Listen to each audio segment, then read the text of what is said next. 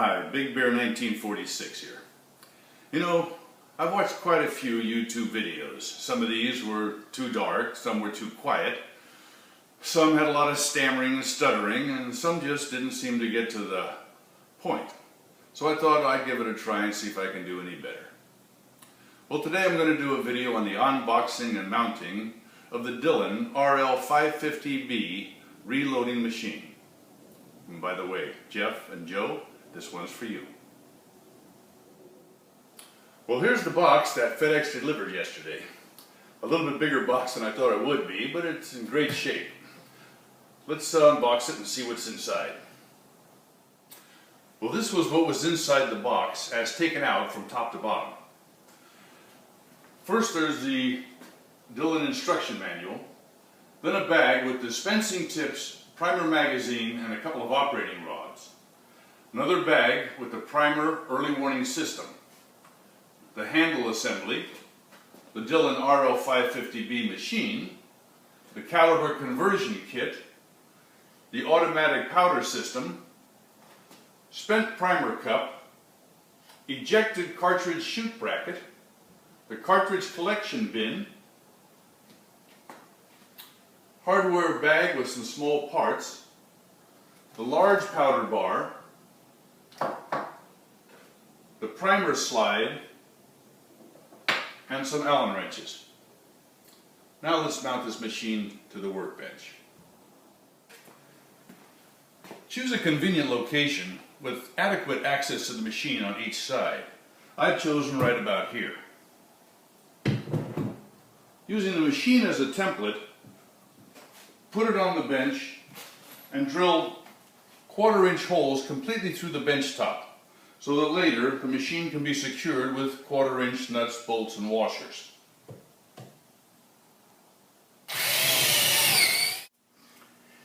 It's a little out of sequence according to the manual, but next we'll install the handle. Washer on the top,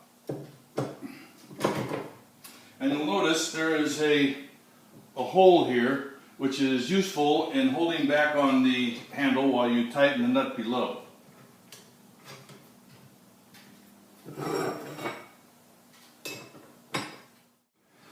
Well, next we'll install the cartridge collection bin bracket to the bench top. Now the instructions say there should be about 1/8 of an inch gap between the bracket and the platform. Also, you'll notice there is a cutout here, and that's to accommodate the lever.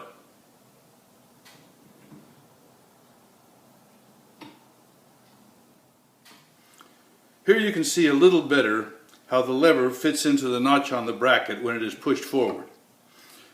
Make sure that you're not hitting the bracket with the lever. Now we'll install the caliber conversion kit and the index sprocket. You'll need the caliber conversion kit,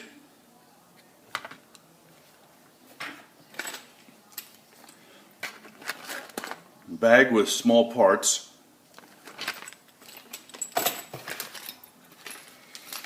and the supplied Allen wrenches.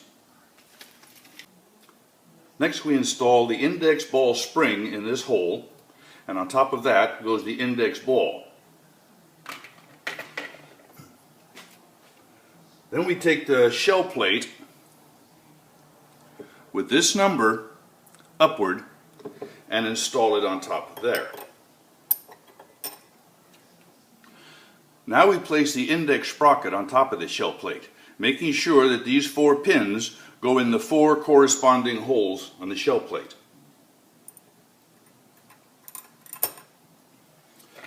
And finally we'll insert the shell plate bolt through everything.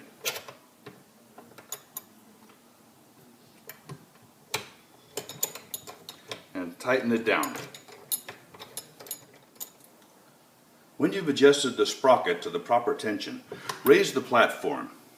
You will notice a threaded hole here. Take the brass tip set screw with the appropriate Allen wrench and thread it into this hole. This will thread up against the bolt that you just got through tensioning and keep it from turning and keep it at the right tension. In your caliber conversion kit, you will find 3 brass pins. These simply drop in to these holes around the shell plate. If I can get them in. There we go. The Dillon RL550 is shipped with a large primer system. And since I'll be using 9mm Luger, I'll have to install the small primer system. We do this by taking and, first of all, unscrewing 2 cap screws that are found right under here. Take these cap screws out.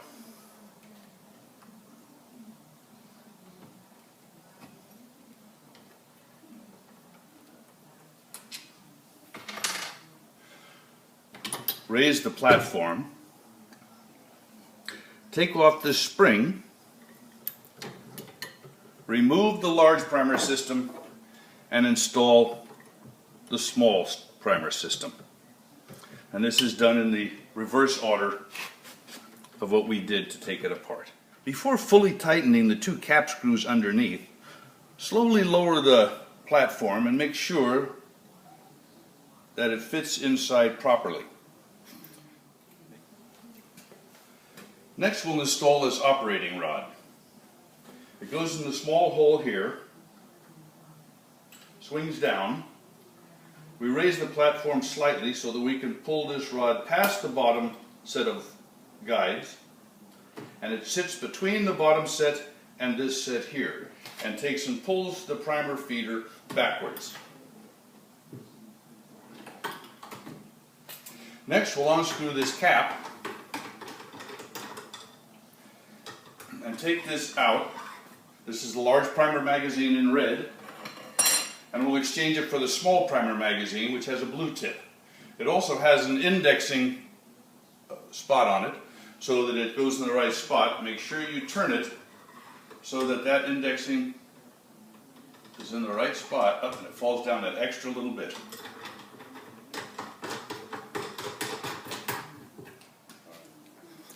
Station 1 has a retaining spring, and this should be adjusted to almost touch the case when the case is placed in the shell plate.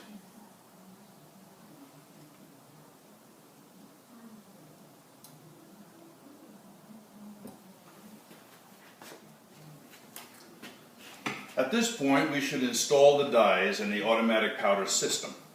But since this is quite lengthy, and there's already several very good videos on YouTube on how to do this, we're going to jump ahead to the point at which they've already been installed. Perhaps at a later date, I'll do my own video on the installation and adjustment.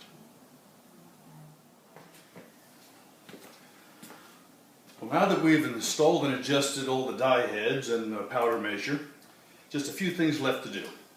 One is this primer alarm.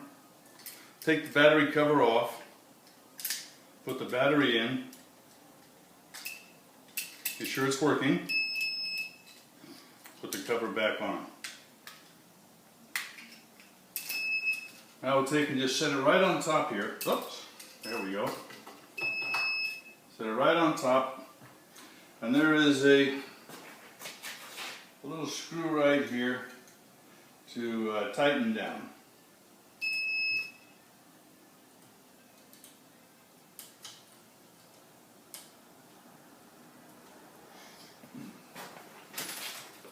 We would then install this, but of course now it will make the alarm go off because there's no primers in there, so we'll pull it back out. We'll install the spent primer catcher. Got a little notch there, little notch on the machine itself. Just sits right there. Catch the cartridges as they come off the machine. That slips right onto that bracket. And we're ready to reload, I think. Well, next we need to fill the primer tray. Now I'm going to only initially make a few rounds of ammunition so I can test them. So we put the primers in what they call a primer flip tray. You notice some are up and some are down. Well, it's not what we want. So if we take and we rattle this a little bit, you'll notice they're all facing the same direction, which is what we wish. Unfortunately, they're upside down. So we'll take the top of the tray, put it on, turn it over, And now they're all facing the same direction, and they're all facing the direction that we want. Now we'll use a primer pickup tube to pick them up. Now the other end has a little clip that prevents them from coming out before you want. Make sure that clip is in to its little hole. Now let's start picking them up.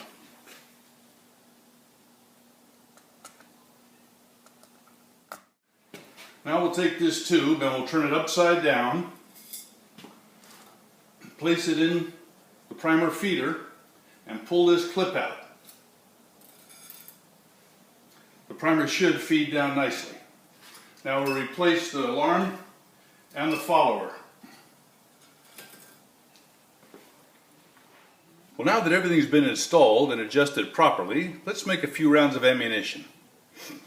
I have here a few empty cases that have not been deprimed yet.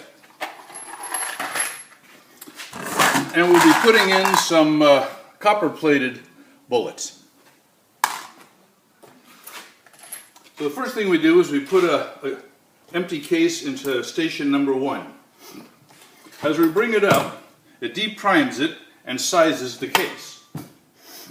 And as it comes down, a slight push of the lever takes and seats the primer.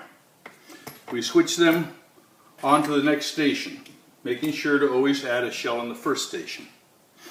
Station number 2 will take and bell the casing and add the correct amount of powder.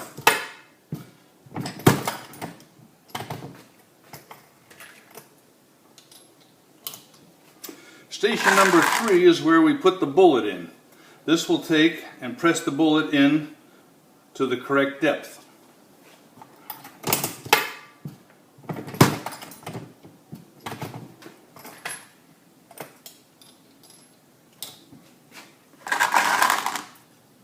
Now we have a casing in every position, so we're performing 4 operations at the same time. The last operation on station number 4 will be to crimp the case onto the bullet.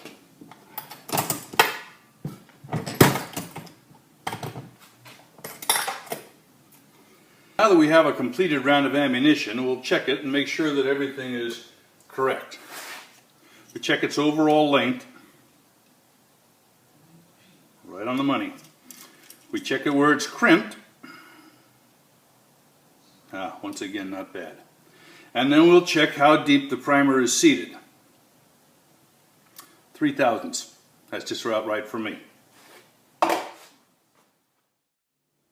So there you have it.